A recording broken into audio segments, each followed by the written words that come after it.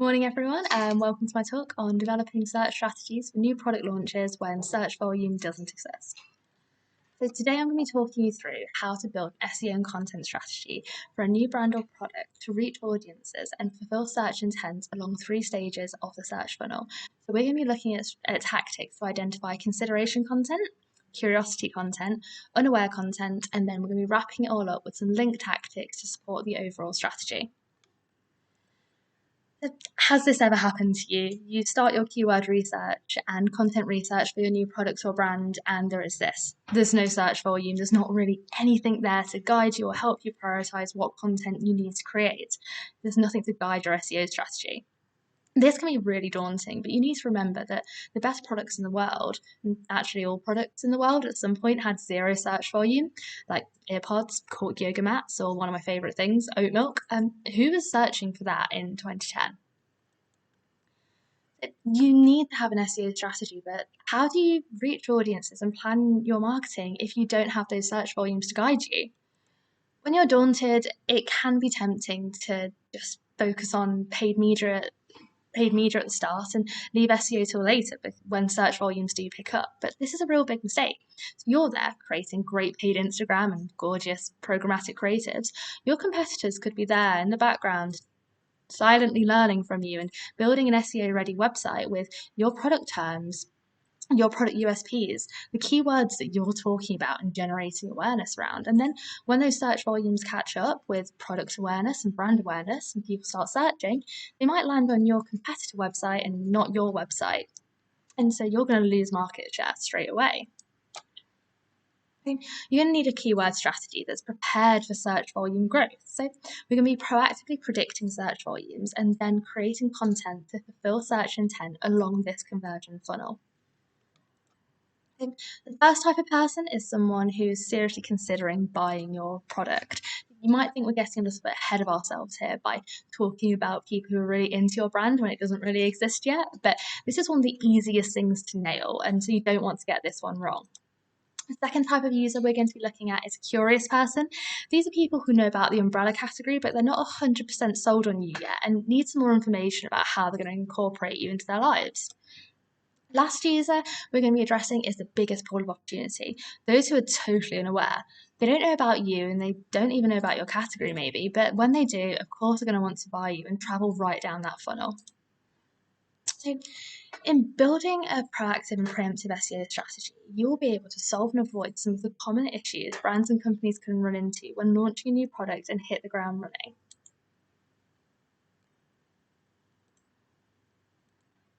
So, on to our first type of user, who we're going to be meeting on the search results pages by having an SEO-friendly brand name and owning all brand-related queries.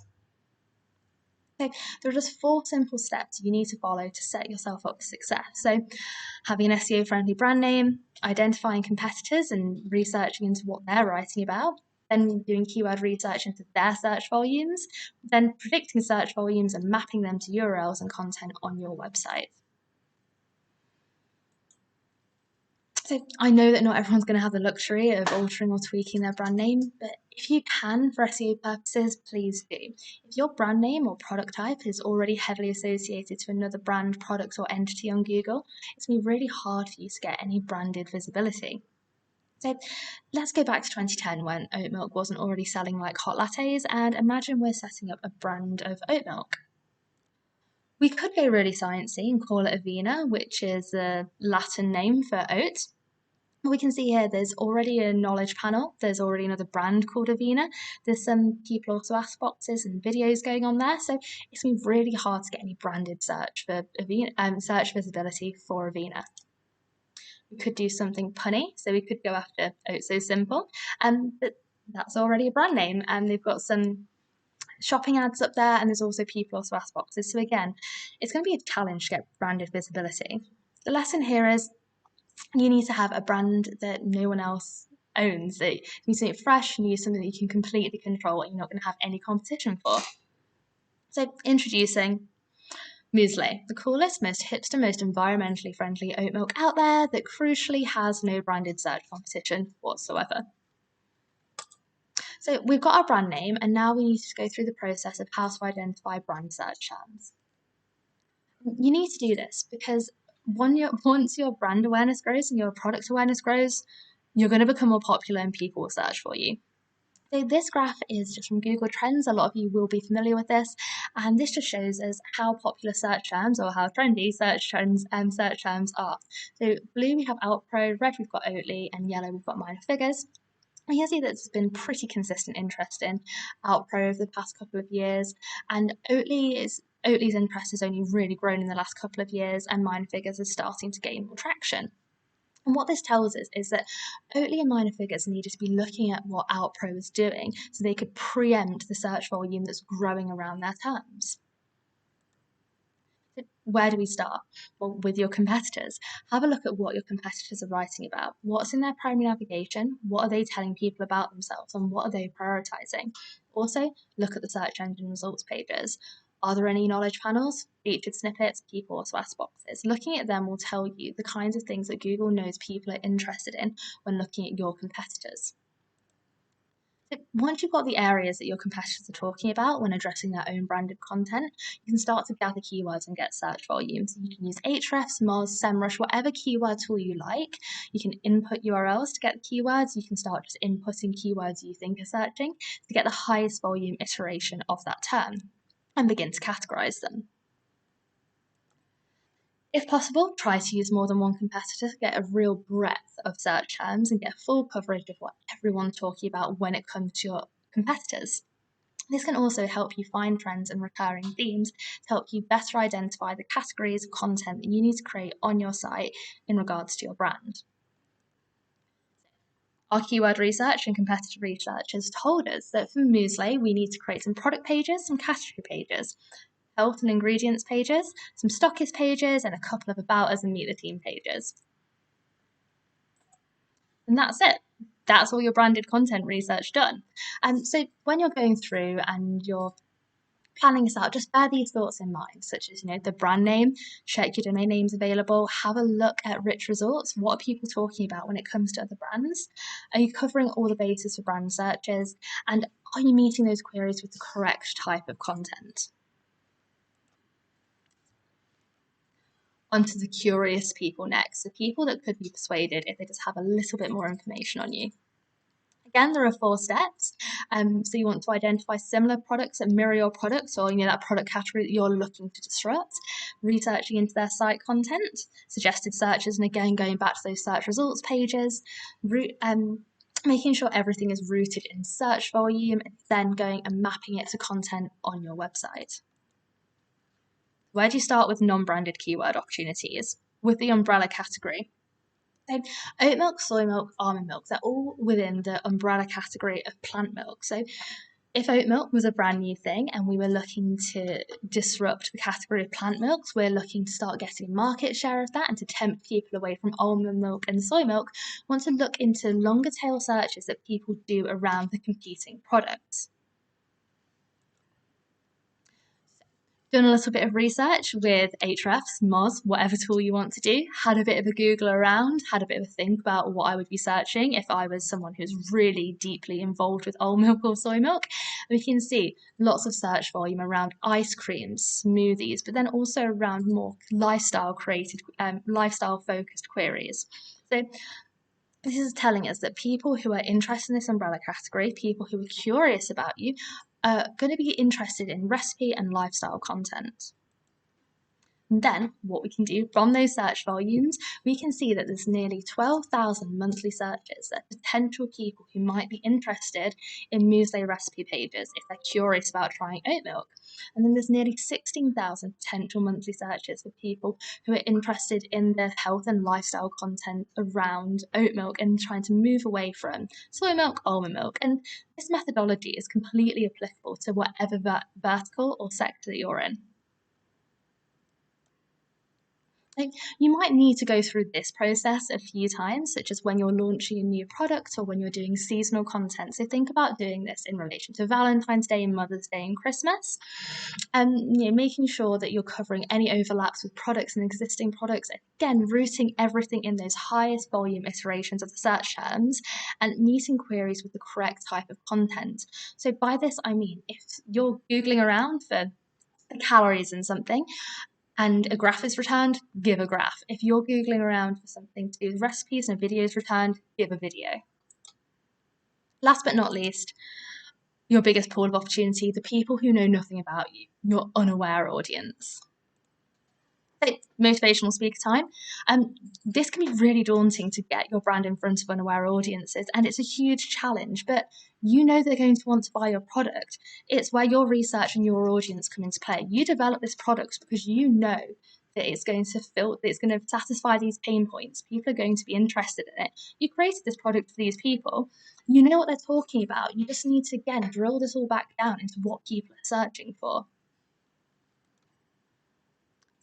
4 steps again, as you've probably come to expect by now, but there's a little bit more creativity that goes on here. So we're going to be looking at ideas of like seed keywords and topics, using keyword research tools to expand into long tail queries and questions, bringing it back to the search engine results pages, looking at those rich results to see what Google really wants to give people.